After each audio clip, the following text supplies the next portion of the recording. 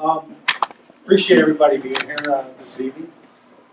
As you know, about 5 weeks ago, 5 weeks ago, we made plans to honor former Councilman and Mayor Ken Rankle for his dedication, his hard work, and contributions to the city of Dayton, Kentucky, and its citizens.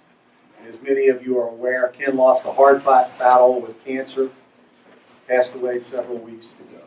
Tonight, the city of Dayton will posthumously honor Ken by summarizing his accomplishments through a proclamation and present his wife Susan and his family with the key to the city for his many sacrifices and efforts over the years to make Dayton, Kentucky a better place for all of us. At this time, I'd like to read the proclamation honoring Ken Rankle. I'll put these on for that. City of Dayton Proclamation 218-1. A proclamation honoring Mayor Kenneth E. Rankle. Whereas Mayor Kenneth E. Rankle has served the city of Dayton, Kentucky as a faithful, productive member of the community during his 16 years of civil service in innumerably varied positions, and serving 2 terms as a city councilman and 3 terms as the mayor of Dayton, Kentucky, making him among one of the longest-serving mayors in this city of Dayton's history. And whereas Mayor Kenneth E. Rankle, during his service as mayor, was able to eliminate all bonded and full faith and credit debt for the first time in at least 60 years, as well as amass a financial surplus. And whereas Mayor Kenneth E. Rankle, as an effective communicator, networked and served on numerous regional committees, such as the Northern Kentucky Home Consortium, the Campbell County Kentucky Democratic Committee, South Bank Partners, Northern Kentucky Mayor's Organization, and the Municipal Government League. And whereas Mayor Kenneth E. Rankle determinedly served the city of Dayton, Kentucky citizens through participation in local communities and organizations, namely the Dayton, Kentucky Housing Authority, the Dayton Civic Club, the Main Street Organization, and being a working mayor serving side by side with various city of Dayton departments such as police and public works. And whereas Mayor Kenneth E. Rankle, recognizing the rich heritage of Dayton, Kentucky, had the foresight to purchase businessman Charles Thorpe's business building and acquire his numerous History of Dayton archives, thereby opening the Charlie Thorpe History Museum. And whereas Kenneth E. Rankle worked tirelessly with state representatives to secure funds for road repairs, as well as a grant for the Dayton YMCA. And whereas Mayor Kenneth E. Rankle, recognizing the importance of cooperation between city and school system, forged an excellent working relationship between the Dayton Independent School System and the city of Dayton. And whereas Mayor Kenneth E. Rankle served as a highly effective advocate for developing plans and securing investors, thereby completing building projects in the city of Dayton, known as River Point Condominiums, Manhattan Harbor Riverfront Development, and Grant Park Subdivision. And whereas Mayor Kenneth E. Rankle is a dedicated and loving husband to Susan Vader,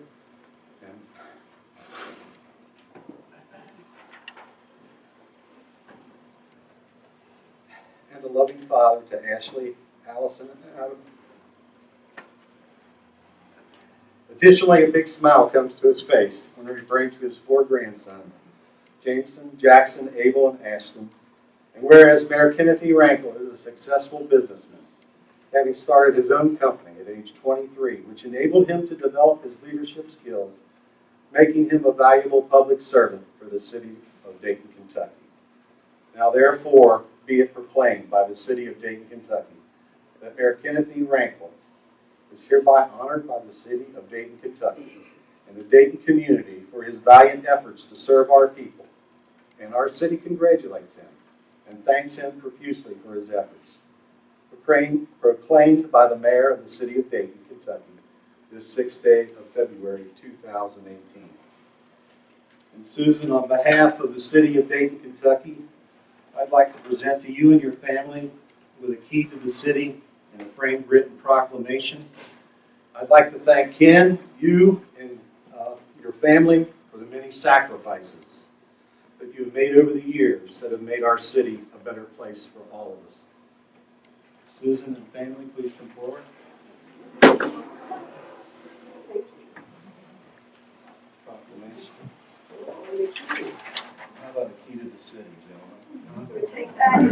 hold on to that.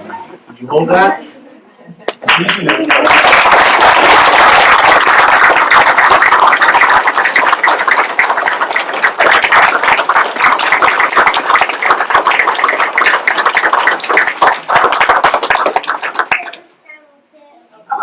Okay, come on. Susan, I don't know if you or anybody would like to speak at this time, but please feel free to do Well, so. I just want to say thank you. Ken didn't know this was coming. I made him really happy and he felt really honored. He loved this city and he was dedicated. He was a really hardworking, roll up your sleeves kind of guy. If they needed help plowing the snow, he was out there doing it. We picked up litter many times at city events, and on Sunday we'd just take walks on the street, pick up litter, walk around town. And at his memorial service, many people came up and thanked me for things that Ken did for him. So he was really dedicated to people in the city, and he loved it very much. Put a lot into it. So thanks a lot.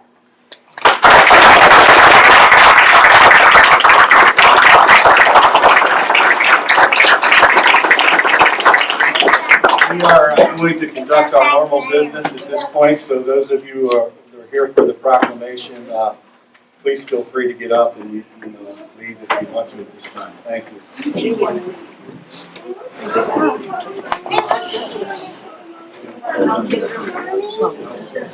Hey, Jeff, thanks a lot. Thank you, Jeff. That was fun. Bye.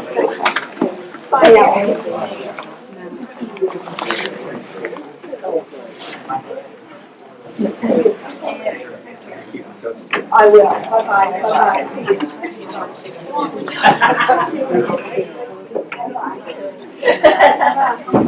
You are? He's coming Thursday. Just you and I.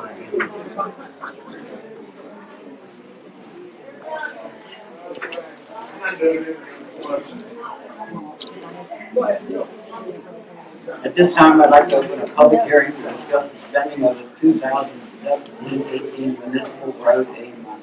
This has to do with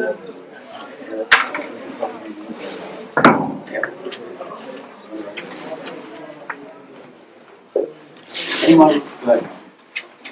Yes, this will be quick. I have two projects, as I mentioned in my report to council a few weeks ago, before I left vacation.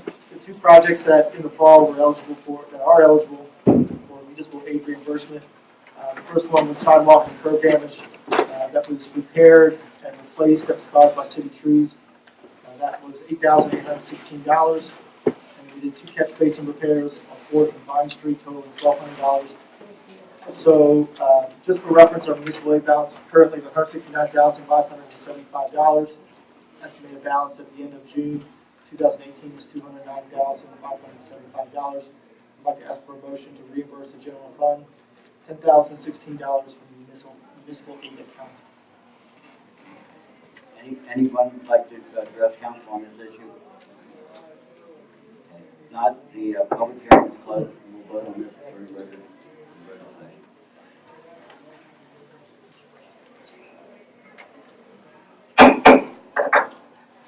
Welcome to the February 6th, 2018 Dayton City Council meeting. Roll call. Mayor Brusky. Here. Member Bolter. Here. Member Burns. Here. Member Neary. Here. Member Baker. Here. Member Haas. Here. Member Lynn. Here. City Administrator Giffen. Here. City Attorney Hayes. Here. All present. At this time, we will rise for prayer. Pledge allegiance. Please join the stand right on your prayer.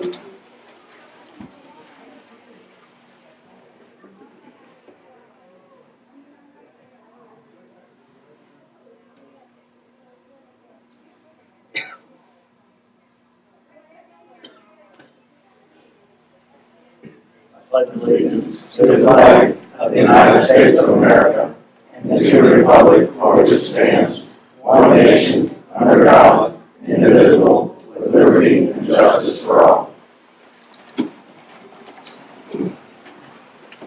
At this time, the audience, anyone like to speak from the audience, can come up to the podium, state your name and your address, and speak. Elmer? Thank you, Mayor. Delmer Perry, live 419 3rd Avenue, Dayton, Kentucky, since 1974. When I leave there, I'm going with my toes in. Not leaving, I'm going. I'm here to promote and talk about the reality store that's coming up. Mark your calendar, take your phone, wherever you, but March the 7th, continental breakfast at 10:30. Program starts at 11. We'll have the 8th graders from 11 to 12. We'll have the juniors from 12 to 1. I would like to invite the mayor to a cameo appearance. I'd like to have Michael come as a cameo appearance. Also, the fire chief, our new one, I'd like for him to make a cameo appearance.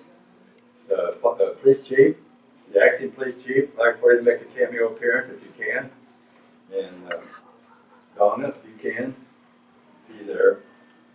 And I'm sure Mr. Brewer will be there. Mr. Burns will have a table there. He will represent your utilities. And he hopes somebody comes from Duke. If they don't, he's got it all under control to know. Does anybody here not know what the reality store is about?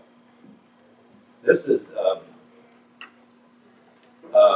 we take the juniors from first, from 10 to 11, from 11 to 12, and this is be about 15 to 19 stations. When you first come in, they say, what are you going to do when you graduate? I'm going to be this. Well, they know what the salary is for that. So this is how much money you got to play with. And then you go from there, and you go to all these stations, and it's groceries, it's anything you can think of. Us adults know all about what it costs to live. And they go to all these stations, and I'm the last station they come to. And I've had them come to me. Now you think that they wouldn't take this serious. I've had young people come to my station crying because they couldn't get on the plus side.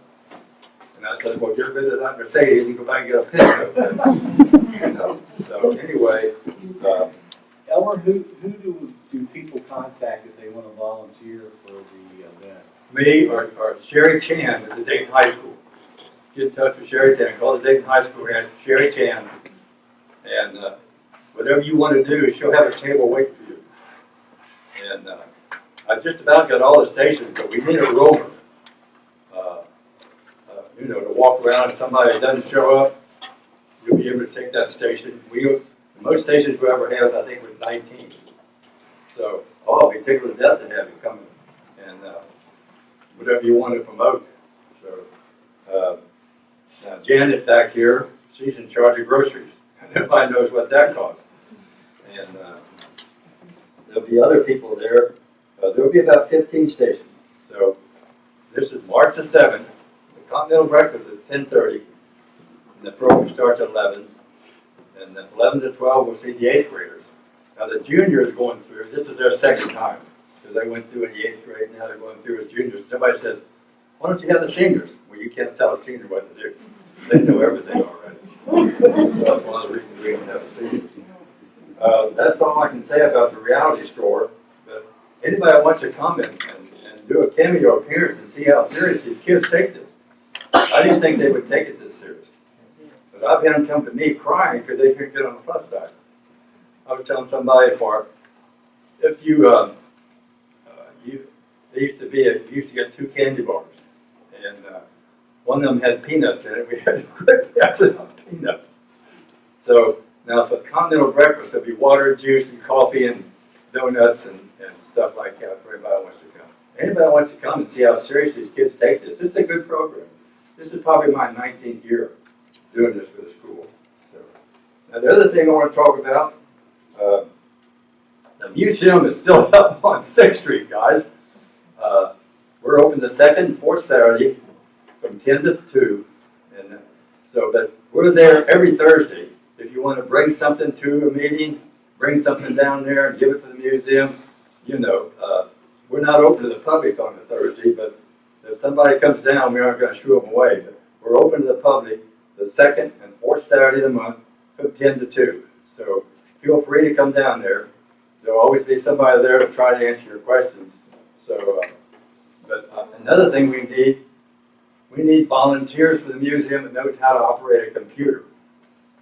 There's a couple there that don't even know how to turn one on, so, but the two people that really knew about the computers, they left. But we would like to have a volunteer, and you can come on a Thursday or you come on a Saturday, and what we got to do is log everything in that museum has got to be put on a computer. So if you know a little bit about computers, and now Mr. Yoder is going to do some computer work for us, and but anybody that wants to come, the 7th of March, 10:30 continental breakfast, 11 the program starts, and so come down and just walk around, see how serious these kids take this. Yes, sir. Is it at the high school or? At the continental breakfast will be in the cafeteria, and the program will be in the gym. And like if you volunteer, let Sherry know, and she'll have a table waiting for you. And for anybody, like Bill will be one for her, and Penny Black or her, she's in charge of entertainment. And I made all my phone calls except one. I've got to get in touch with BB&T Bank and have somebody from there. So if anybody's got any questions, you can call me at 291-3799 or call Sherry Chan at the Dayton High School, 859-291-3799. Jeff. Any more questions? Any other questions? Hope to see you at the reality store, guys. Thank you. Next time. Anyone else like to address council at this time?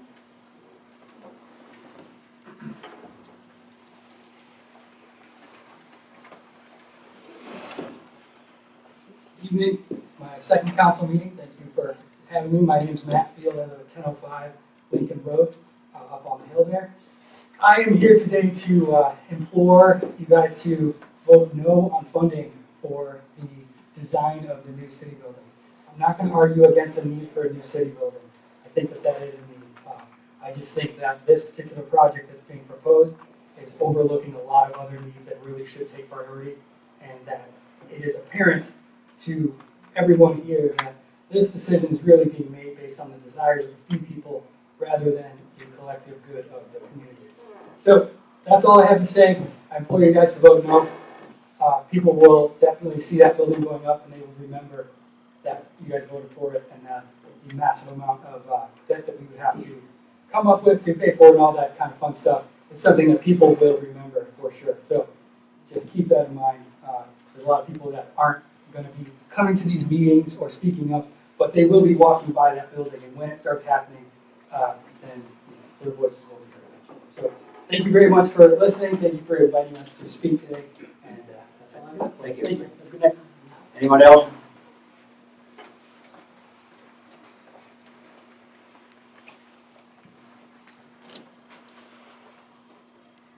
My name is Beth Field. I'm also at 1005 Lincoln Road. I'm here tonight to ask council, first thing I ask you to please vote no on the design of the city building. You're asking us to invest in something that will serve a few, and there are other community needs that would serve many. No one's denying that the police and city employees would need improved working conditions, but I don't think that the need should be at the expense under crushing multi-million-dollar debt to the citizens of Dayton. I'm asking you not to put that financial burden on our back and to explore other options that would benefit both the city employees and the community. Thank you. Anyone else? Go ahead. Alexander Smith, 115 10th Avenue. Thank you, Mayor and Council, for having us here tonight. I've addressed questions or concerns to most of you, so you kind of know the gist of what those are. So I'm just going to kind of say that I think that as we proceed through this process, it's important that people are aware of exactly what this looks like financially for the city of Dayton going forward. I think the debate about what kind of city building we need is sort of separate and should come after we determine how we're going to pay for it and what that looks like for the city going forward. It seems like there's a lot of confusion among council members, the community, just kind of what's going on, how much it's going to cost, where that money is going to come from. So that's just sort of my opinion on that. And I've already addressed many of my questions to you, so you also know more in detail kind of where I stand on that. Thank you. Thank you. Anyone else? Wait a minute, Scott. Go ahead. Hi, I'm Scott Basler at 231 6th Avenue, 227 6th Avenue, and 325 9th Avenue. I know we have this money to spend. I've been doing a lot of research on the TIFs and what this money can be used for. I know we have a lot of infrastructure needs. I know we need to combine with SD1 to help with all the homes that are flooding on Irving Terrace. That is part of my problem, but it also is a problem down on 3rd Street, and a lot of other places are taking on water. And I know that's part of SD1, but the city also has to work with them. And I understand that TIF funds can also be used for this. Also, I know this number 2 million is great for a city building. Like, I'm all for it. I know that you guys need some more space. But I'm also up for alternatives. I mean, this is a nice room. I would hate to spend $2+ million on a room that's just like this when we get this for free. Like, I think in a time like this, with an upcoming pension crisis, we have to think first of our future and not think of like our immediate needs and wants, really. So, I don't know. I implore you to vote no against the design. I think it's just not the right step right now. And I know you guys have been dealing with this for 10+ years. And I know you guys think you have the plan together, but I mean, the popular decision amongst people in the community is they see a huge building being put up amongst all of our small little buildings, and I just would implore you to put that money somewhere else. Thank you. Thank you. You're here. All set. Anyone else? Right. Hey, quick one, 225 3rd Avenue, Dayton. Just wondering, Michael, there's been a lot of talk about this, and especially about TIF monies and districts, and where exactly that comes from. Could you explain briefly to us and maybe the audience, let's just go into another report, what exactly TIF is and what it does? And when Right I can do before that. I can do that now, or I can do it. Right before we go into the vote on this, he'll explain this whole TIF thing to you, everything you want to know. Thank you. Okay, no problem. Anyone else?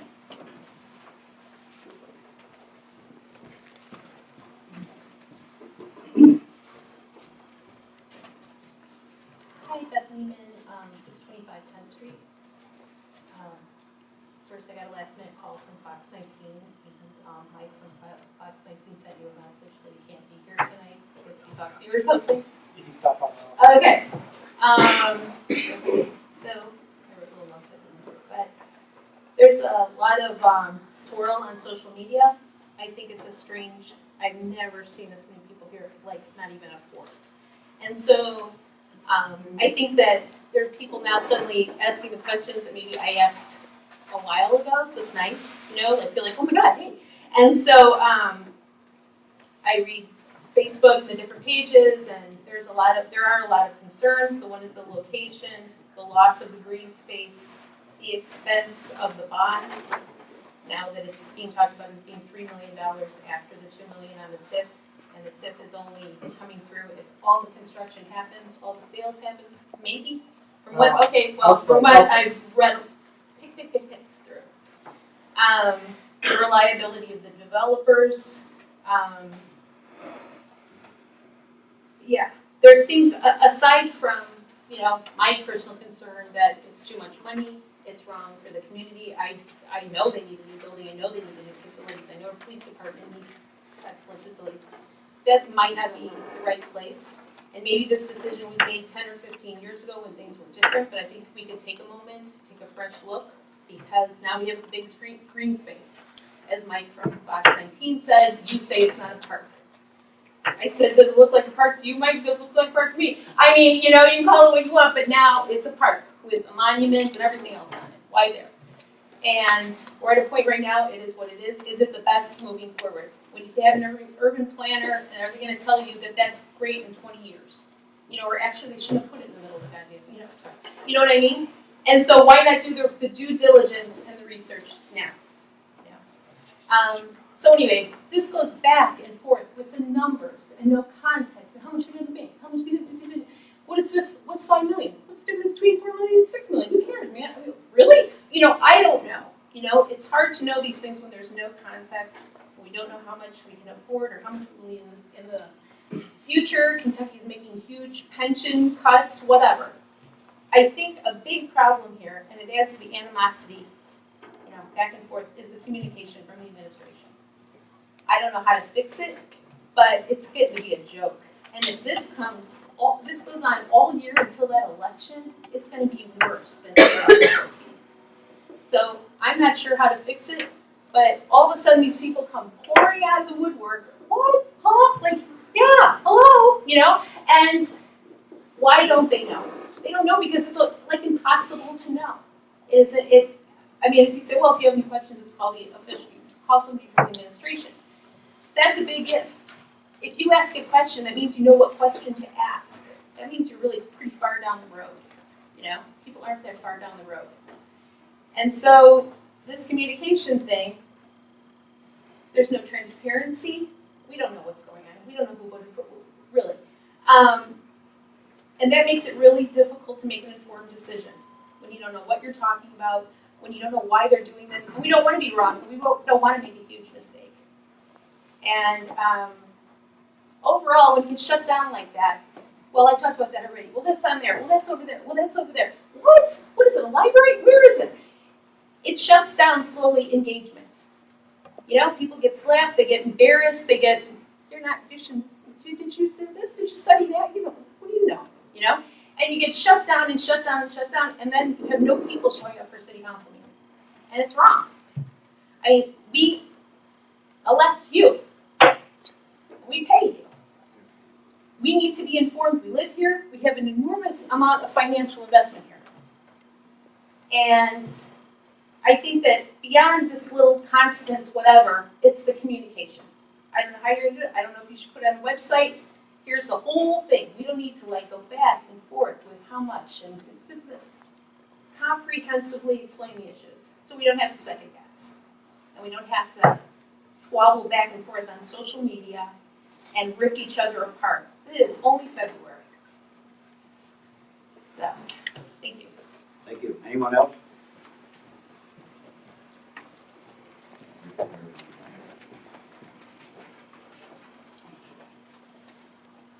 Mr. Mayor. Michael Osborne, 1116 6th Avenue. I'm just bringing a, personal and newcomer perspective. Don't know a lot of the details. We moved here 2 years ago. And we moved here 2 years ago from Triple Crown so we could leave the shiny new and come to the more quaint, historic place of Dayton. And came here with a view of settling here the rest of our lives and possibly being a part of the commerce and business here, and would much prefer the restoration of Dayton and the history as I've studied it from the likes of Mr. Perry and others, and would really love to not see the green space go away. I realize there's a need for space and for the police and for offices and things, but I think there's a lot of other ways that could possibly be accomplished. So I can't speak to a lot of the details and the numbers. To her point, I don't know them, but would really like to see us maintain a renewal instead of branding. Thank you. Anyone else? Scott Dean, 6 Sergeant Drive. My first statement is a question. Is this the only opportunity to address this, or when things are presented about what's going on with this vote, will there be opportunity to speak again? This is the only time the audience. This is the only time the audience gets to speak. All right, so it's my understanding that the vote tonight is for $35,000 to be spent for a project to be designed. Okay? I've been a contractor. I've been on plenty of jobs. I never got paid to make a bid. There are people out there who are making a proposal without having you pay them to do it. So it seems to me to be a rush to pay somebody to do something for you that other people will do in order to get the business. My other concern is that the firm that is hired is the same people that are trying to put this whole sidewalk from Covington to Dayton. I'm not sure how that all works out. The money that I saw in all the news articles I've read up to this point, I don't know if that's been paid, what's incremental, how much money has actually got to be spent on this program.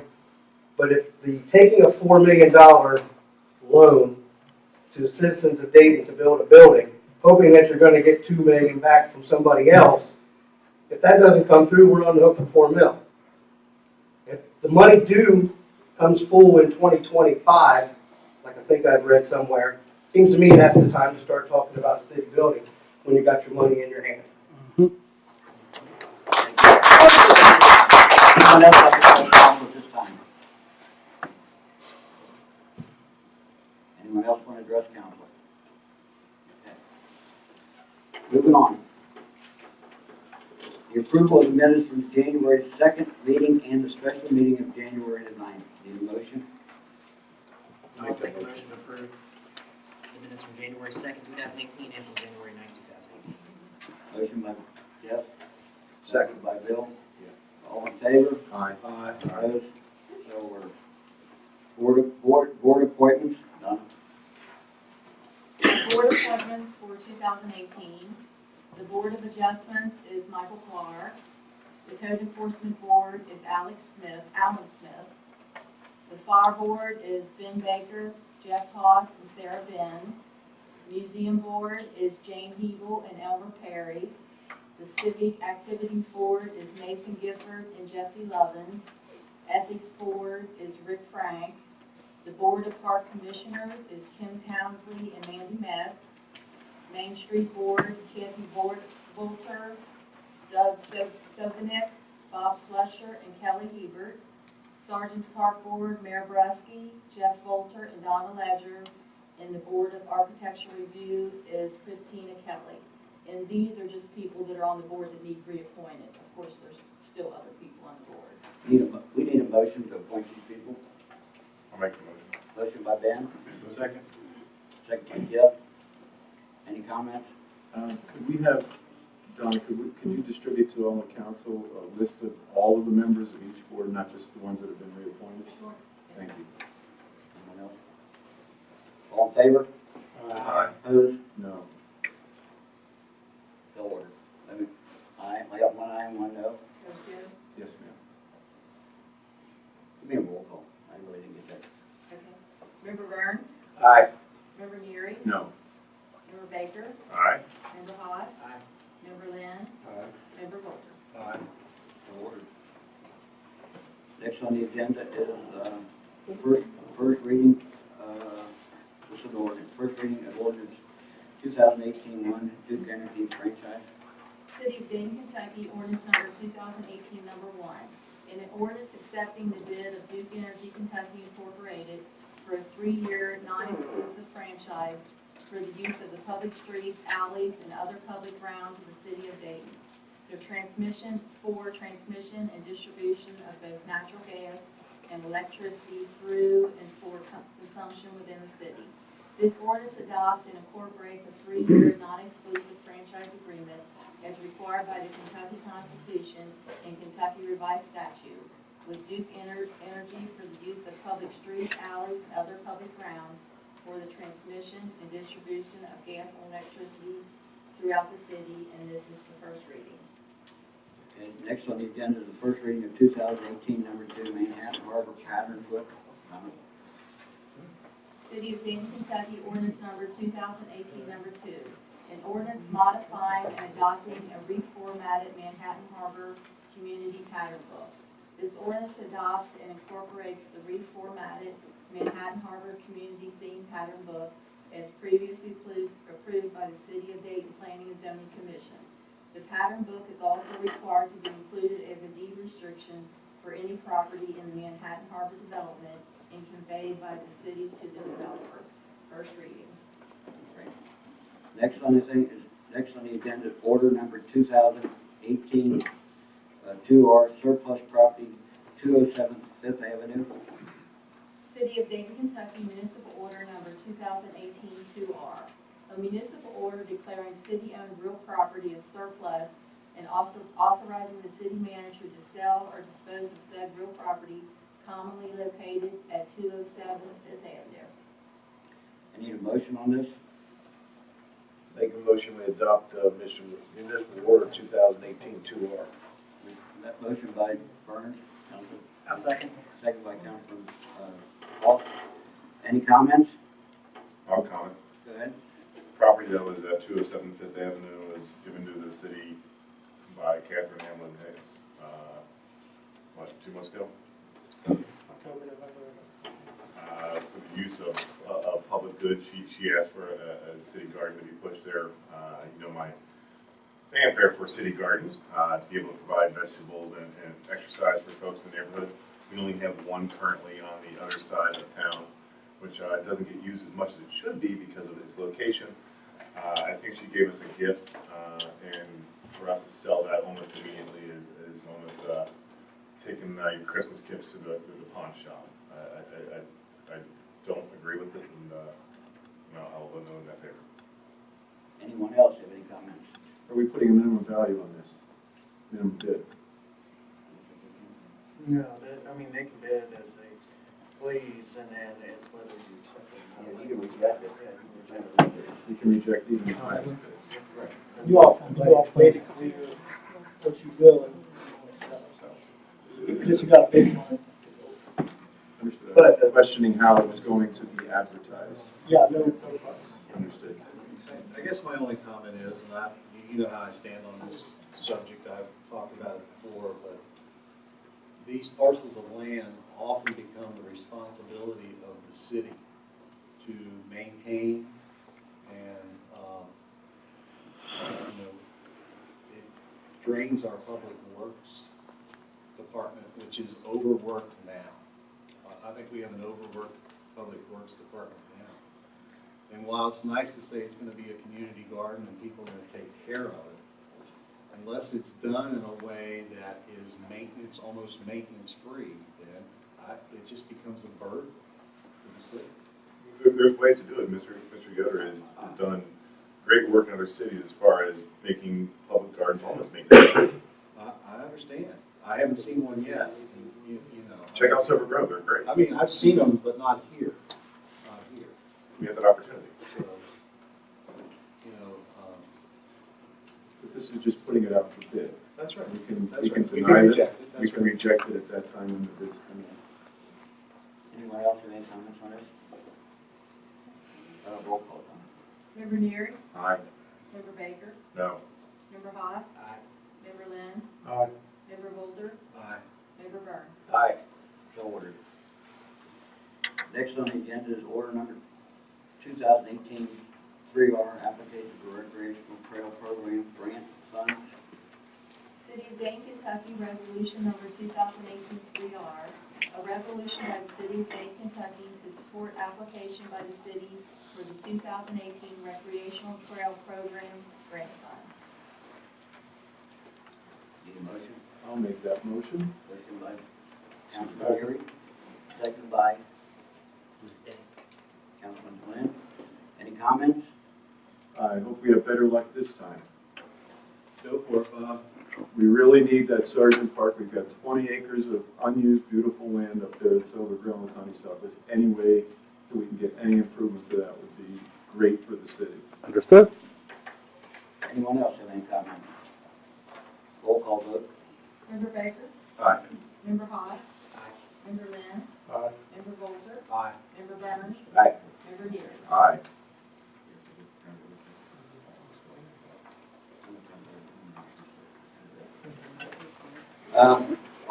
So ordered. Next up, I turn it over to the city administrator, and he will address what the audience talked about earlier, then get into the rest of this stuff. Okay, can everybody hear me? I appreciate y'all coming out tonight. It really does kind of refresh things. One of the downsides that we have is we don't have, we have limited staff, so we have limited means of getting the word out to the public. And I'm not making excuses. It is an area we've constantly failed in.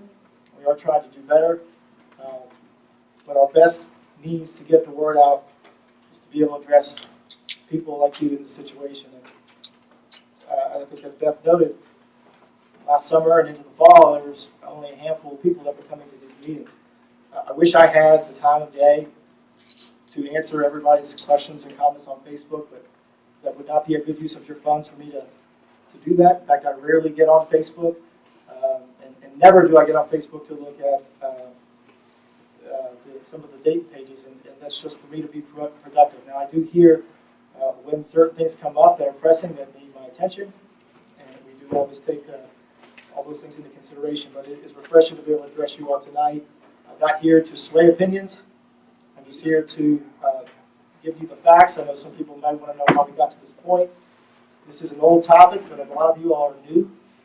So I'll try to do my best to kind of explain how we got to this point, maybe address some misconceptions that I've heard that were coming through. I know a lot of you all have talked to me personally on this matter. I sat down with Beth for 3 hours back in November or December, as I've done on multiple occasions, to address some of these questions. Some of you all have contacted me individually with questions, and I appreciate that. My door is always open, my phone line is always open, and the email is always open for you all to contact me if there's things that are coming up that you don't understand, that you want information to. Social media is great, but it's filled with rumors and a lot of misconceptions at times, and can be a negative aspect to community involvement. So this all started when the city entered into the development agreement for Manhattan Harbor with DCI Properties. In 2008, the city signed a development agreement that put several things into place. The most important of those, as it relates to the city building, is the financial incentive that's available to the developer. It's called a TIF district. It stands for Tax Increment Financing.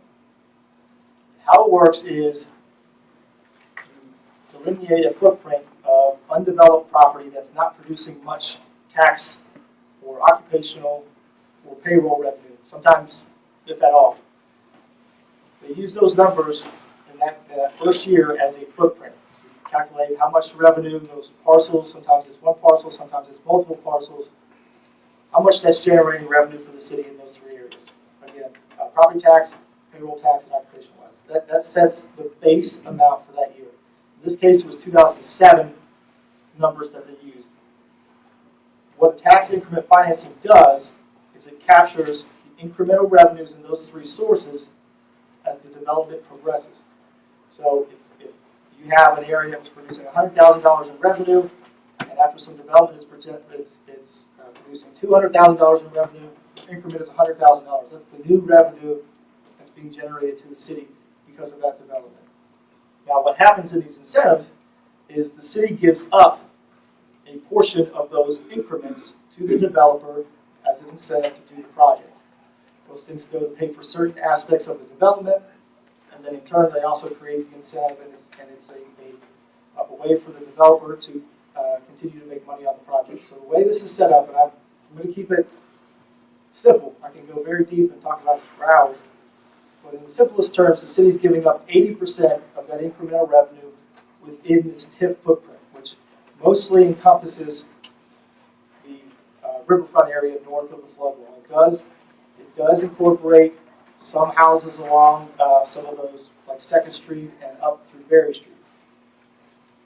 What happened was, as part of that agreement in 2008 when it was signed, one of the benefits to the city was they were going to take $2 million of that incremental revenue, and it could be used towards a city building. When they signed the agreement, they designated the spot where they wanted the city building to go, which is at the corner of 6th and Berry. So in 2008, that's when the location was set and went into place. That $2 million can only be used for the city building. We cannot use it for anything else, and it has to be used in that location at this time because that's what's in the development agreement. Now, there's a question about what happens if the developer goes belly up, the money's not guaranteed. There's already an increment being produced because of the development. Obviously, we've got 7 homes done, we've got others under apartments under construction, and there's going to continue to be development going forward. But at this point, the incremental revenue has increased enough that when you calculate the percentages, the developer is receiving a portion of that money back, his 80%, of around $100,000 currently with this little development going on. Now, the developer does not collect that money. The city collects that money because it's tax money. We collect it, and then after working with Campbell County on the spreadsheets and everything, we're the ones that divvy it back out to the developers. We collect the money, we control the money, and we're the ones that pay it back out to the developer. if the developer were to go belly up tomorrow, walk away, never to be seen again, there's still an increment being generated, being generated on that property, and will be continued to be generated on that property for 30 years. So, in a case where a developer goes belly up and leaves, the city is still collecting $100,000 in revenue above and beyond what it was before the development. So we're collecting that money. So in the worst case scenario, we're already collecting the money that can be used towards the $2 million. We just keep it ourselves and bank it towards the $2 million. Now, that's in the worst case scenario. Obviously, the developer is not going anywhere. In fact, they actually subbed out portions of the development to other sub-developers. So there's more than one entity down there that is producing and will be producing revenue to the city. So the $2 million can only be used towards the city plan. Now, what the city did after 2008 was they started acquiring property that they did not own down on that site that they chose for the city building. The Dairy Queen, Queenbergs, and then a lot of it sat empty for a long time. We entered some rough financial times for the world. Things stopped getting purchased by the city, and lo and behold, you have a green space there, and I agree. While it is not a dedicated park, it is obviously a green space that the community enjoys. I was the Main Street director here for 3 or 4 years, and we had several events down there. I've taken full advantage of it, and I know what it means to the public. That's how we kind of got to this point, the rough version of it. $2 million is free to us to use, but it can only be used towards that city building, and it can be only used in that location. On July 1st, 2025, we recently restructured the development agreement to guarantee us when we would get that money, because in the original development agreement, there was nothing that stipulated when the city was going to see that money. It was just noted that the city would start collecting it at some point in time. We wanted to get something firm on paper that could clearly show when we could start collecting that money, so that's when the development agreement was amended last fall to actually state when the funds would come to us. Initially, the city made some changes in 2012 that pushed the priority down the list so they could keep the development going. Obviously, we were coming out of the recession, and the developer needed some help, so that arrangement was made. We wanted to make sure that the city knew when that money was guaranteed to come in, and now we have the date of July 1st, 2025. Now, there was a lot of, I guess, discussion going on today about the city finances, and that's what I'm going to get into a little bit when I explain this fee proposal that's in front of us today. But before I do that, you can take me at my word, or you can come back next month and listen to the auditors tell you the same thing. But the city is in excellent financial shape. We have $2.4 million in reserves that's not being used in our current budget. We have another $700,000 in our economic development fund, and another $200,000 that's due to us by the developer for the purchase of Manhattan Harbor. So we have over $3 million in reserves right now. Versus a community of 5,500 residents, that is very, very good. We're in great shape. If you don't believe me, come back in a couple of weeks and the auditor will tell you. Now, that doesn't mean we can afford a city building. I understand that. I agree. When we acquired the remaining lots last summer, and we tore them down, we made it clear, at least in the city council meetings, what we wanted to do going forward. And that step was to acquire the property, demolish them, and then advertise for a developer or a design firm to come in and show us what we can do on that site. That's the order that we've been following since then, and that's where we found ourselves today. Back in January, we had a special meeting. We interviewed 2 firms, KZF and GRW. Council asked them a series of questions, and KZF was chosen to do the design. The motion that was made was for KZF to do the design only, and we were going to leave the construction management out of the equation.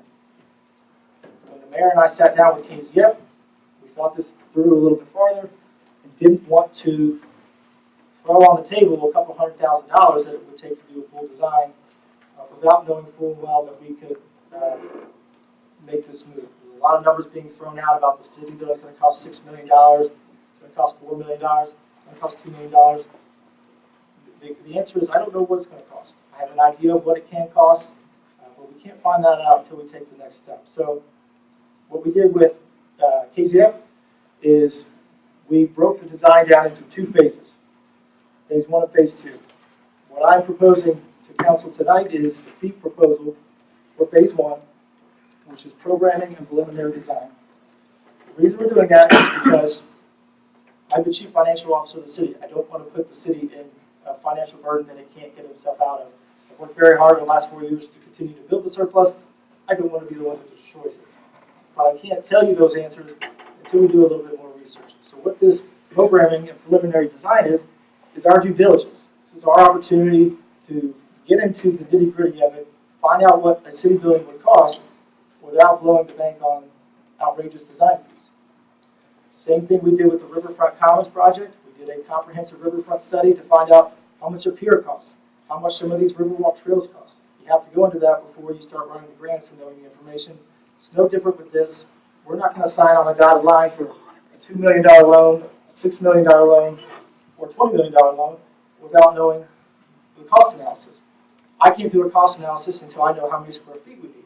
I can't do a cost analysis until I know how much a city building costs.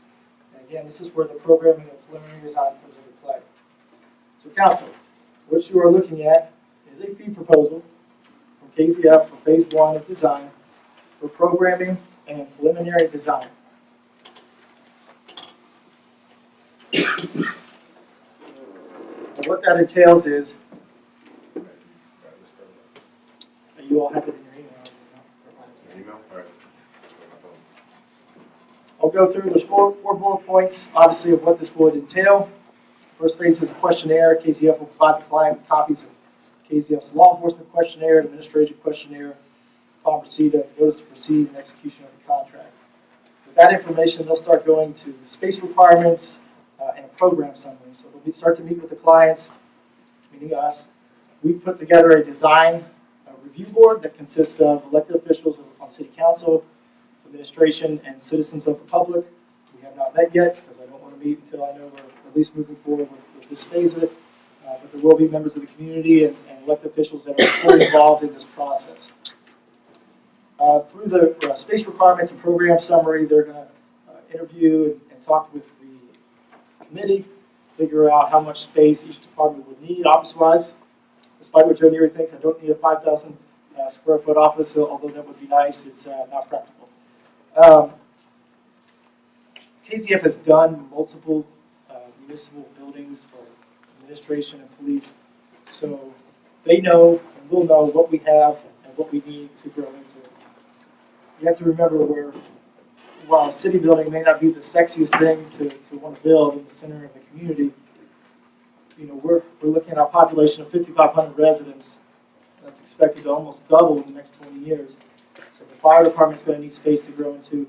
The police department is going to continue to need space to grow into. Obviously, we're already busting at the seams, so that is our primary focus in looking ahead to getting this thing underway. I digress. Third point, after the space requirements and program summary, they'll be able to present to council and to the committee floor plans. So based on the program summary, preliminary floor plans, and site plans will be developed. So at that point, we'll be able to know how much green space we can keep.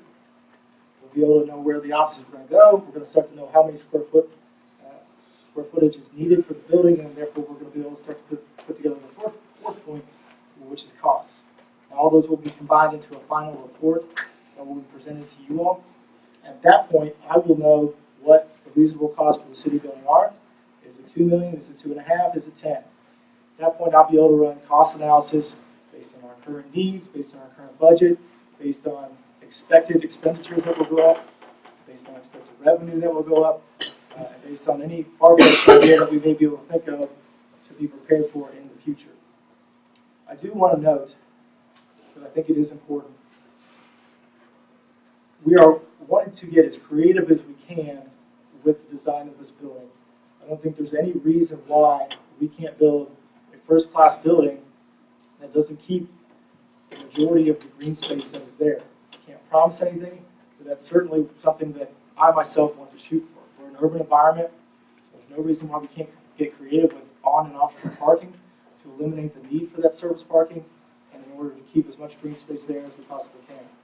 We do not intend, and I know it's council's desire, if we get to that point, to keep the Veterans Monument in place. There is a second Veterans Monument, obviously, towards the back of the property, and it would be nice to maybe bring that a little bit more front and center, but again, that's something that we can work into. Again, I know this is a complex issue, and I wish I could sit here for 3 hours and go into the details of the TIF. Hopefully, it's been at least enlightening enough so you can understand at least how we got to this point.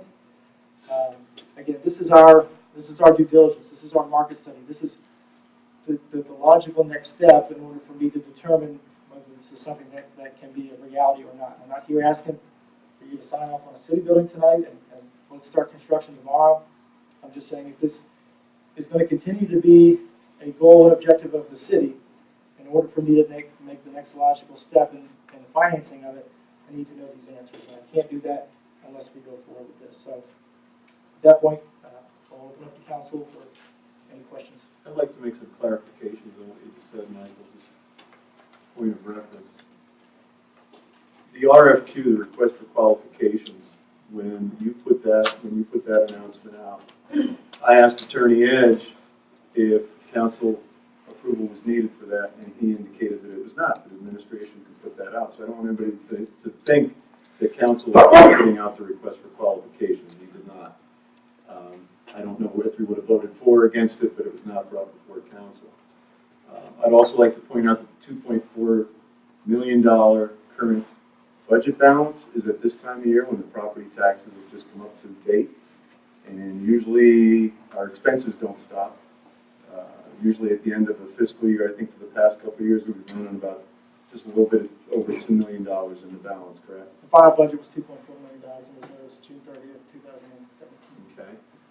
This year's budget includes $589,225, which is funds carried forward. That would come out of that $2.4 million, correct? Correct. And that would take it down to 1.8, 1.9. If we were to spend all the money in the budget. We have never spent the carry forward since I've been here. Yeah, we've been pretty lucky on that. Good budgeting on that part. Oh, you've been doing a great job, Michael. It's just a real touchy time right now.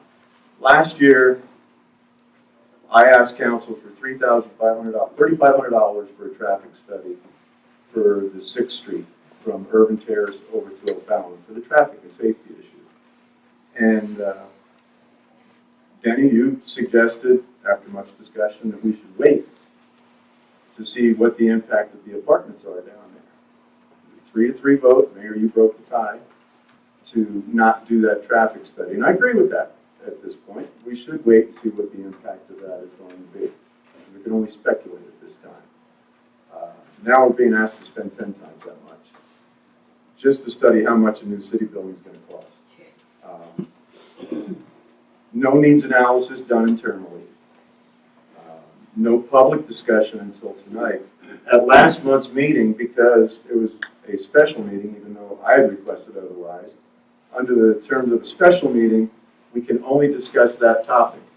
So last month, all we could discuss was the validity or the value of those two presentations that we got. We couldn't talk about this whether or not to have it. All we could say was we either like one over the other or not. Okay? We were very limited in any discussion we could do last month because it was a special meeting. Except on social media, there hasn't been much discussion on this. We're being asked to spend this without knowing how much pension costs are going up, and we're hearing $250,000 per year. I know the school is panicking like crazy with their cost increases. How much do we have to spend to complete the sidewalk and lighting project on the avenue? We've got a partial grant for that, but the city has to match that. And I haven't even seen a design on it yet. What was the question? The 6th Avenue, the Avenue Lighting and Sidewalk Project, we have to contribute towards that. It's not fully funded by the grant, correct? Yeah, but I believe we've already got the match or near the match. The match was $26,000. Yeah, and that's in the budget as the line item expense, but we haven't spent it yet. The sidewalk and lighting project, or the sidewalks up Dayton Pike and Belmont, again, another partial grant funded. It's in the budget, but we haven't spent it yet. How much will we have to spend on Jamestown Pike Park, which will probably come out of the park fund? How much revenue we'll bring in at the end of the fiscal year, because we changed the occupational tax schedule. And we're really not going to know for sure until all the W-2s and the tax returns come in. We're saying that there's a new apartment complex down in Manhattan Harbor. I'm still waiting for the talking benches. We've had developers come in over the years and say, oh, this is what we're going to build. And you remember the talking benches? That we're going to have a ubiquitous city on the river 10 years ago when it was first sold. Still waiting for them. I'm not spending that money that's coming in from those apartments until everything's signed on that. My understanding is that's going to be April or May or June of this year. When they close? When they close? March or April. So next month or April. Okay. And once that deal is done, then we can depend on that being done. Grant Park, we're going to have to fix the streets up there, and we have no idea what the costs are going to be. We got $100 grand maybe for radios for police and fire and public works coming up this year. A lot of other expenses. Most not in a good way. Duke just announced today, rates are going up 11.8% for municipality lighting. Gas is not going to get down. They're saying it's going to go really by May. And the state road funds will probably be cut in this budget coming out of Frankfurt. The Frankfurt legislative session is not going to end until the end of April, and it's going to be brutal cuts to schools, to municipalities. We're not going to know how much we're going to need. I realize we don't get the bulk of our funding from Frankfurt, but what we do get, we're probably going to have to make up for it, above and beyond the pension cost. We're losing, and I've heard this from fire chiefs and police chiefs, over the years we're losing good people because other cities are paying more, and we can't match their pay scale. I know we've been down this path for 10 years now, and I know the mayor and the council at the time had every good intention. I think they put together a great developers agreement at that time that really benefited the city, especially putting that in there for the city for a city building. That was something that hadn't been seen in Northern Kentucky before. I don't want to stop this. I really do not want to stop this. I'd love to see better accommodations for our employees, our own city council chamber, show a city on its way out financially too, financially stable. But I'm out here talking to people and listening, and the people I'm listening to, it's like 95% what the heck are we doing? And as Beth said earlier, I don't know all the details, and I'm on council. We have not had any open meetings on this. I look at what Fort Thomas did not too long ago with the expansion for their school. What we did with the Pier Project. We had an open session where the public could come in, all the council could come in, nothing formal, and people could ask questions, which would avoid a lot of the confusion on this. We don't have a 2018-2019 budget. I know you're starting to work on that. We won't know how much we have available to spend until probably early July, because with these changes coming out of Frankfurt, we don't know what the new normal is. We just started the 5-year comprehensive plan last night, which is going to help us identify what we think in the next 5 years are going to be our needs. There's other legal, logical, and financial questions about the project. I don't want to vote no on this. I really don't. I want to make a fully informed decision before voting yes or no. I'd like to make a motion that we table any vote on this phase of the project until at least the July 3rd council meeting. This will give more time for administration and council and citizens to get all these questions answered, so we move forward on this project together and not divided. At this point, a yes or no vote. If it turns out no, the project's dead and we have to start from ground zero. I don't want that. I really don't. So I make the motion that we table any action on this until we get the financials in from this fiscal year, until we find out what's coming in out of Frankfurt and what the impact on the city is. And that, at the earliest, would be the July 3rd council meeting. That's my motion, sir. Second. Motion on the floor by Joe, second by Jeff Walters. Any comments? From the audience? This would not impact the project. I doubt that the price on this would change to $34,000. Maybe you could check with KZF to make sure. Motion. Second. Any comments? The only comment I would have is, and I would like to reiterate some of Joe's points about our upcoming expenses.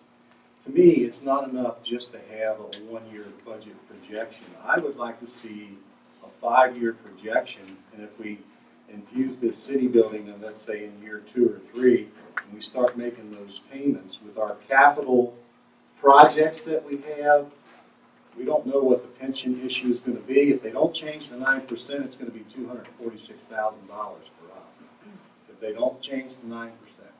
They haven't yet. But of course, the session's just started. But, you know, I would like to see a projection out 5 years that shows our projected revenues coming in with the TIF money coming in, the bond payment going out, and our other capital expenses outlined in that, so that we can be 150% sure that this is a project that we can afford and that it can move forward without losing services for our citizens, you know, and those kinds of things. So that's my comment. Here. Anyone else have a comment? You know, a lot what Joe said is true. You know, and I'll be honest with you, I didn't sit back and think about a lot of it until we started talking about it, a lot of it. As far as, there's no concrete numbers of what we are going to have to pay for in the future. He outlined things that this could be, this could be, and this could be. And I guess the unknown is the part that is the bad part, that I, you know, that I'm a little worried about too, because I forget what it was, when we were having the finance committee itself, you know, we were talking about, well, should we raise taxes? And that was the last thing anybody ever mind. We've never had raised taxes since this board's been together, this particular board. And I know, as far as like they said about the radios that are coming up, I know the fire department's working on grants, but Jimmy, as far as I know, there hasn't been a grant for the radios yet, have there? Not yet. I know they're in the process of putting it together. Right. And the police department, they're looking at any grants, so that might be a reality of what we are going to have to spend. And it's one thing about the fire department, we get 5 because we're going to pay half, so we have to pay the other half.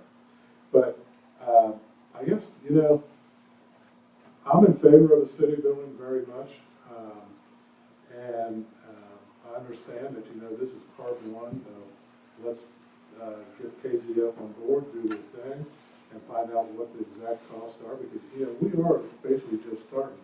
We have no idea how much green space is going to be taken or any of that until we spend that $35,000. But are we going to spend $35,000 and then all of a sudden just say, we can't afford this because we get out of some of these big expenses that Jim said. So, actually, you know, I'm going to have to change. I was in favor of voting for this thing tonight, but I'm going to have to change my vote. Anyone else have any comments? I'll say, Joe, when you were talking about the peer project, that was $19,000 we had to spend to get that community input. So there was money spent to get those designs and have the citizens come in and give their input on what they wanted to see in the project. So, you know, I'm for moving forward with the city building with the project as it's planned. I agree with Jeff and the financial concerns what's coming out of Frankfurt and some other things. And part of that puzzle is we have to figure out what exactly the cost of this building is going to be and how it would impact us. So those are all still a lot of unknowns. So a lot of unknowns coming out of Frankfurt in the future with our the state legislator. But this is also an unknown. So I think I would be in favor of waiting until July to kind of revisit this, but it's not going to change my opinion that this is still something we're going to need to move forward with. If we want to stop and take a breath and see what the bigger financial picture is going to be, I'm in favor of that. Anyone else have any comment? Donna, roll call vote, please. Member Haas? Aye. Member Lynn? Aye. Member Bolter? Aye. Member Burns? Aye. Member Neary? Aye. Member Baker? All right. Thank you, gentlemen. Thank you. That's so ordered.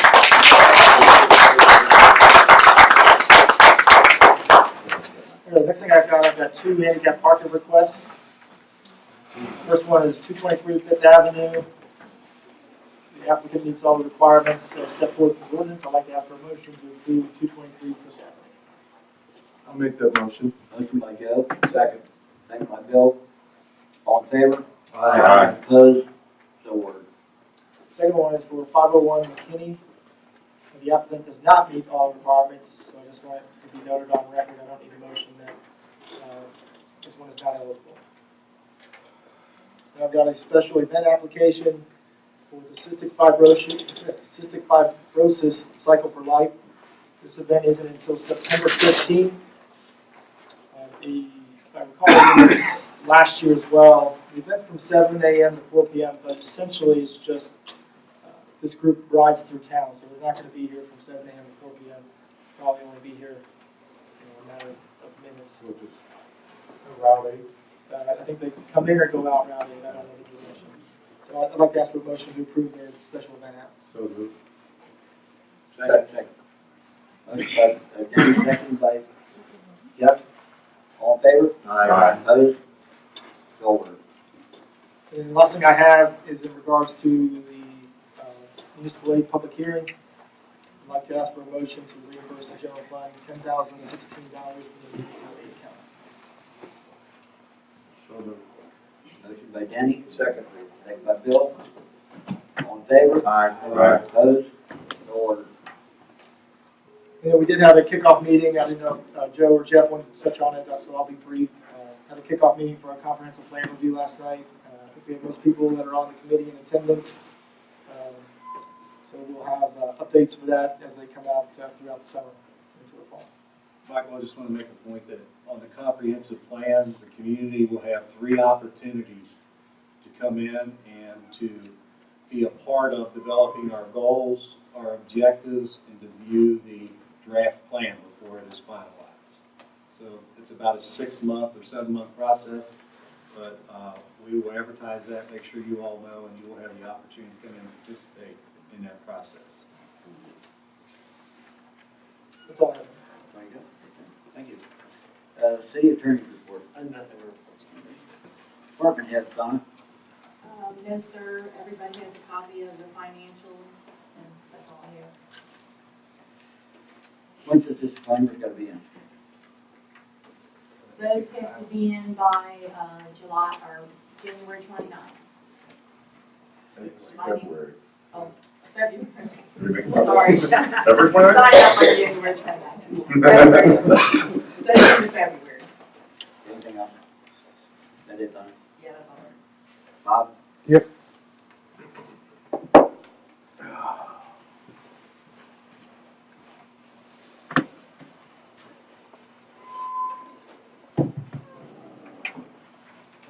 Real quick, wanted to go over some stuff that we've been doing for the past month. We've been really busy with the CCAP program. We've approved 2 CCAP facade structural improvement applications. One for 646 Avenue, for a new boiler, and another one for 515 Clay, which is right across from Hanston's. They're in the process of rehabbing that building, and it's also announced for rent for an HVAC system. So we're putting in the infrastructure that makes these buildings rentable. So I think it's really good. We've also approved 3 CCAP rental abatements, one for Buck's Barbecue, one for Divine Waffles and Wex, and one for Dayton Vintage at 507 6th Avenue. We've also approved uniform sign applications for Bucks, for Salon and Brow Bar, and we've got one more thing to happen for Dayton Vintage, and also Divine Waffles and Wex. Though they have signage on their windows, they're looking at using this to update their awnings. So Divine Waffle and Wex, the old Christopher's, the old Dayton Chili, told me that they should be opening Friday, so that's going good. I've been kind of keeping you guys updated on the industrial park. We just had Red Bull move into 5,000 square feet in the welding equipment and repair building where EMS had there, so they're setting up there. And I just heard today that another business will be moving from Covington into about between 1,500 and 2,000 square feet at the Radak building in their offices there. So I did a quick calculation. Again, I think I mentioned before, we had a little over 50,000 square feet last January available and empty in the industrial park. Right now, we have about 2,000 square feet, and that puts us at a vacancy rate of about 1%. And that's astonishing. What about manpower that came with these places? I don't know what's coming with Red Bull. When I went down there today to see if they were there, I do know that they have some office workers, and so there's an office building in there that holds about, I would say about 10 employees, so that will go in there. And we're looking at between 10 and 20 for the other office. So that's nice. Michael and I have been in discussions with developers and business owners interested in finding parcels to construct new buildings. I don't know if it's been a while since we probably had somebody interested in that. I don't know whether it's going to happen. This is very early stages, but I think that is I'm glad to see somebody coming and talking. I'm not promising anything yet. I don't promise any until the documents are signed, but I just want to come back and talk about that. So we talked a little bit. Thank you for passing the recreational trail grant resolution. We're working on that. I'm working on that right now. One thing that I've done, we have the Campbell County Conservation District grant last month, and I applied for a tree inventory for Sergeant Park. I've been through there twice in the past few months, and we have a lot of diseased ash trees. Probably take a look and get kind of an inventory of how many we're going to have to deal with. I'm trying to get that before the grant is due, so I can put some numbers in the grant to do that. And also, we do have honeysuckle and tropical rose and other invasives, and we'll look at that and how we can address that. So I'm looking, I should know about the conservation grant on March 1st, whether we get it or not, and then we can look at bringing in an arborist company here to do a survey Sergeant Park, because we're going to have to deal with the ash trees. We can't take the risk of putting that for trail usage when we had trees that are dying and dead. So I just wanted to update you on that. One thing about Sergeant Park, when that park was first put in, they had that backed up to the lot. We had the covering into the lot, and we took off and went on the trail. But up in that upper lot, they had things for kids to do, some type of play set and things of that nature. And I know a couple of people I talked to wondered what happened when projects got old. And once it was removed, it was never replaced back again. There's a couple things still up there. I wouldn't say much. There's like a jungle gym up there, a tetherball up there right now, and there's also a horseshoe. Horseshoe bed up there. Things that are up there right now. The picnic pavilion is still in really good shape. Looks really good. The bathrooms are fine. So. I guess my question would be: is there any talk about doing anything else up in that area there? And I don't know, Donna, how often is that thing running very much? Not as much, nowhere near as much as it used to be. I think in 17 it was only rented 6 or 7 times. Really? This is such a nice area, quiet. But I think if you go up there, not sure you're going to have kids. It'd be nice to do something and have something there for kids to do. Those would have park funds, I think we have to use. You have to use the Sergeant Park. We'll probably have to use the Sergeant Park to other parks. No, that was the problem we've had over the years. Sergeant Park, correct me if I'm wrong, Virgil, you've been around a long time, and Donna. Sergeant Park was a separate fund. It was not part of our park fund. Now, with the park ordinance that we passed last year, Sergeant Park is part of our 5 parks. So we can be taking money out of the park fund for that, for any improvements in Sergeant Park. One of the things, Bob, with the Sergeant Park, Donna and I both live up there, the deer are crazy. Even coyotes down in there now. like living out in the country, as Ashford says. But nonetheless, you look at what Fort Thomas is doing with the deer control. Pretty aggressive programs at Fort Thomas Tree Conservancy, I think is the group name. All the clearing that they did behind the fort on the hillside of all the honeysuckle and whatnot. Sergeant Park has turned into a deer lair. Okay, there's so many deer down there. I'm surprised we haven't had any Lyme disease or what are the other tick diseases from the deer.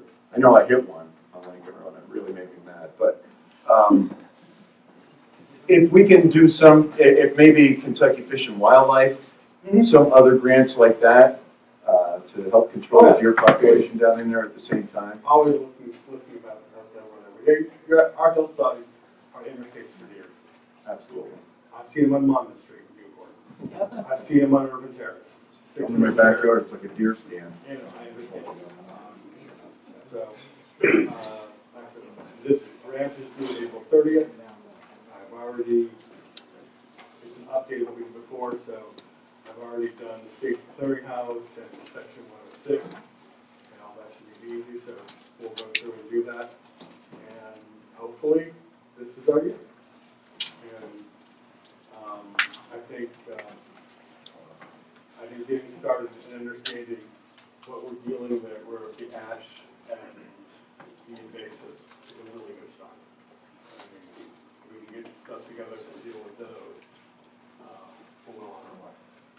Well, thank you. Thank you. One more thing, if I could, sir. Michael and I obviously have been on the Main Street Board. I think that was your first hire, Michael.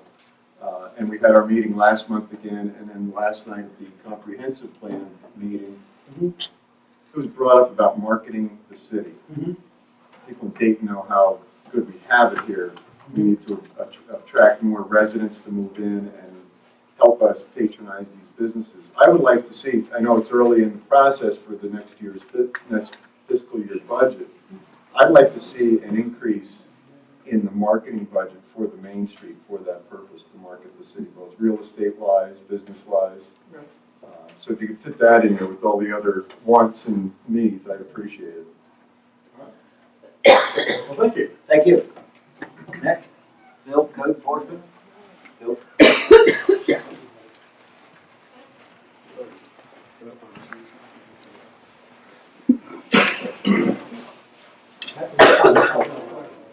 You step up to everybody's lady. Way to clear the room. Remember you all. Ready to fix our problems.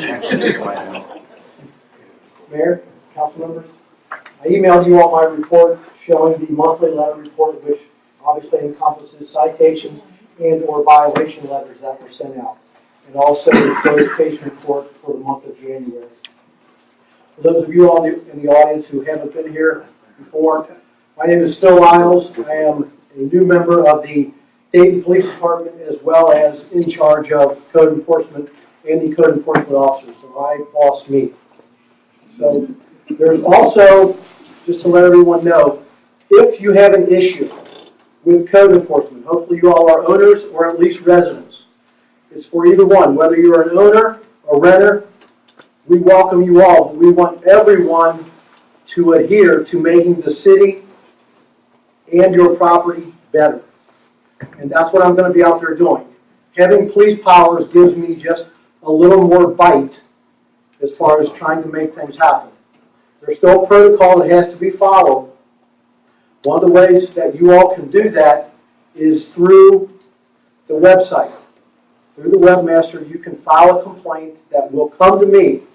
You can do it, adding your name, adding your phone number, adding pictures, and I will make it a point to get back to you after I've done what it is you're requesting that I do. But if you send me that and you do it anonymously, that's fine as well. But you have to understand there is a time frame and a protocol that I have to follow. So if you send in a complaint and 3 days later or 5 days later or even a week later you don't see anything, it's not because I'm not doing something. And I want you all to pass this on to your neighbors as well. I need the eyes and ears of everybody to help improve the appearance and the blight that we have in the city. But if you send it just, if you stop into the city, there's the community newspapers. Right on the back of that shows what the process is for code enforcement. I'll just give you an example. If there's rubbish or something in the back of someone's yard and I receive a complaint, I will go up, investigate that, take photos, and I will send a violation. I will issue a violation to that homeowner, okay? This is another thing that you have to realize. It's to the homeowner, even if it turns out to be rental property. The violation will be sent to the homeowner, whether they're in our city or they're in another city, but they have property here. I will send that violation to that homeowner, and whatever the situation is, could be giving them 10 days if it's rubbish or something like that in their yard, and something that is a big mess that needs to be cleaned up immediately. If they don't get that accomplished in 10 days, I will actually go back out, probably not right on 10 days, it could be, but it could be 12 days, could be 13, I'll go back out, reinvestigate it. If it's not been done, now I'm issuing them a citation. The first offense for just not cleaning up your yard is $250. So we take this very, very seriously. It only takes one bad property on your block to make you and the rest of your neighbors uncomfortable. We want to do what we can to make it better for everyone. You can call me, Donna, one of the ladies will answer the phone. They'll get it to me. If you get my voicemail, leave me a message. I'll call you back. If you don't want to leave your name, leave me the location. I'll follow up on it. It may not happen within a couple hours, but I will follow up on it. And again, like I said, you can do it through the website as well. That comes to me via email. I'll follow up on it that way. I'm a lifelong law enforcement officer. I've been involved 30 years. I retired from the city of Newport. So we had the same code issue problems in Newport as we do in Dayton.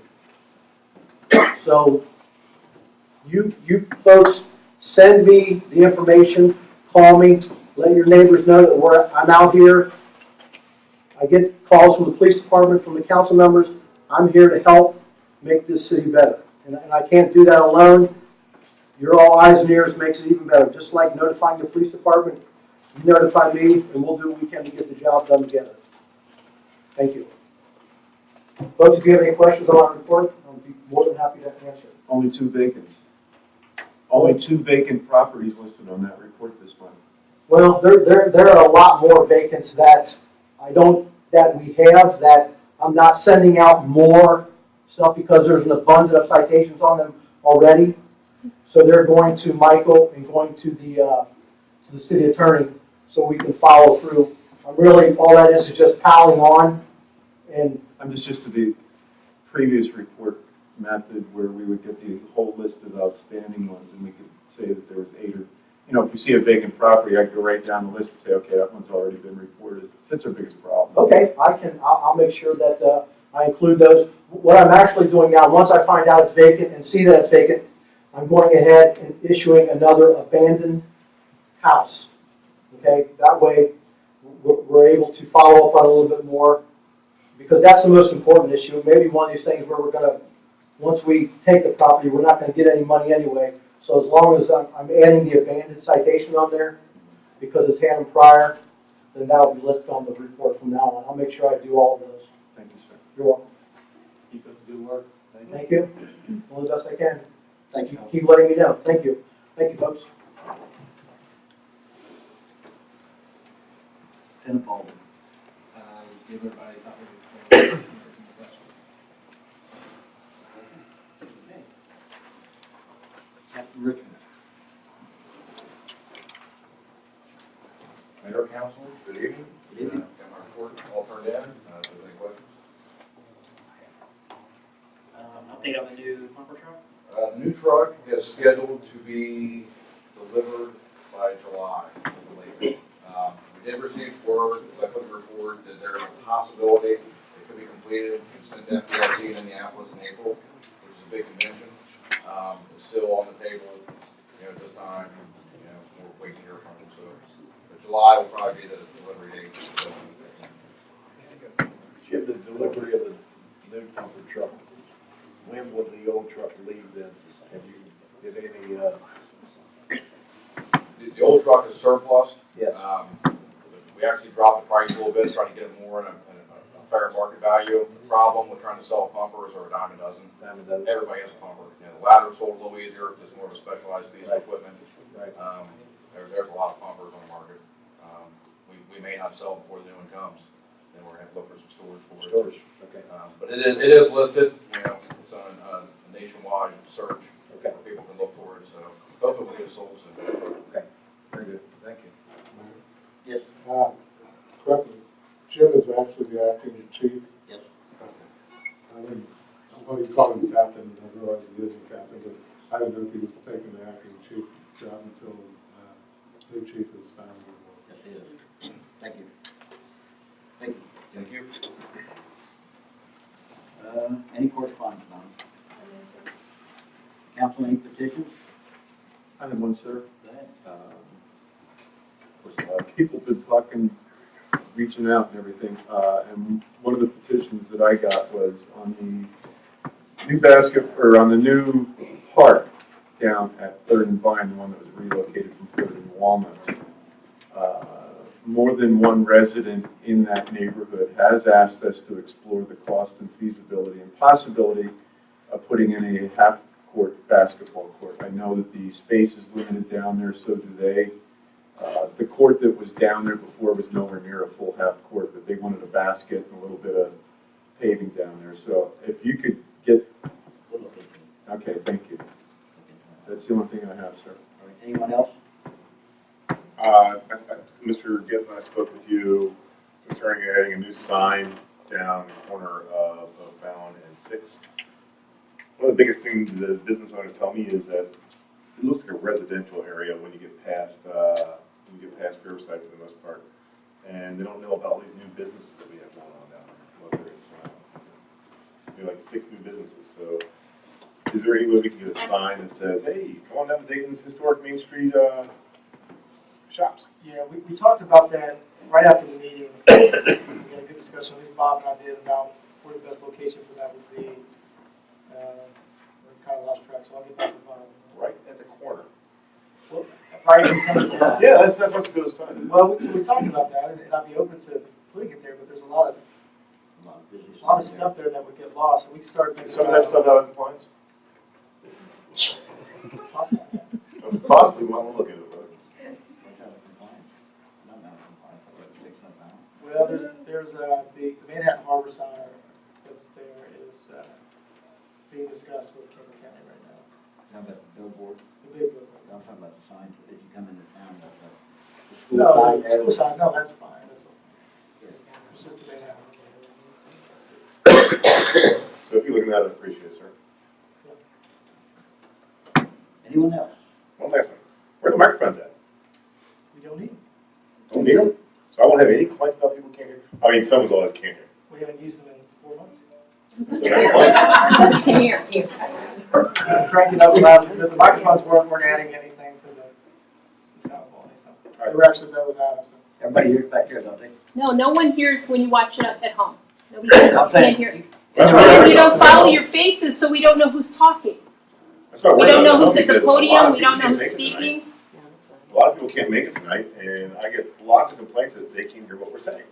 So for the folks who have to work a second job or are not physically able to get down here, they deserve to be able to hear what's going on. So if you say that the microphones aren't needed, I'm kind of talking you up right now. They weren't needed because they weren't adding anything to the sound. We were getting better effect by just cranking up the volume and edit the material. All right, I'll look at this. Anyone else? Okay, any unfinished business? You? No.